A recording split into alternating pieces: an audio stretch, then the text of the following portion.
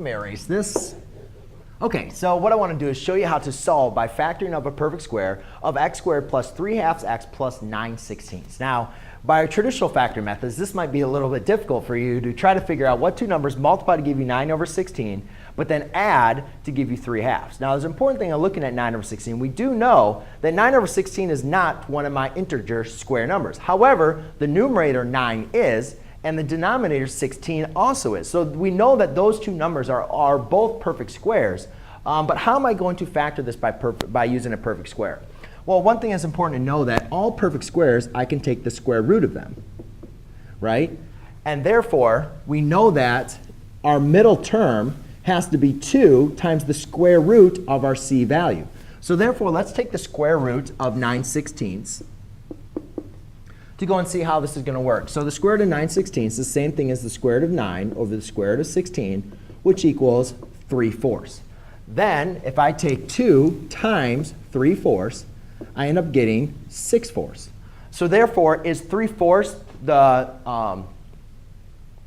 so is 9/16 a perfect square? Yes, because 9/16 is this equal to 3/4 times 3/4. And this is a perfect square because our middle term is double 3/4. And since that's positive, we know that now our two factors, 3/4 times 3/4, both also have to be positive. So now when factoring this, so I'm solving, so I'm going to set my output value equal to 0. And now when writing this as my factors, I'm going to write this as x plus 3/4 times x plus 3/4.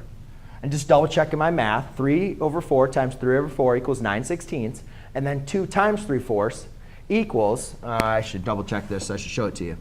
2 times 3/4 equals 6/4, which equals 3/2. All right, so you can see that, yes, my middle term is double that. It's just reduced. So when I multiply 2 times my square root of c, right, the square root of 9/16 is 3/4, that gives me 6/4, which is reduces down to 3/2. So therefore, this is a perfect square. Then I can just simplify this to x plus 3/4 squared. Then use my inverse operations on both sides. I get 0 equals x plus 3/4. Subtract 3/4. X equals negative 3/4. So there you go, ladies and gentlemen. That is how you solve a perfect square quadratic when you have some fractions. Thanks.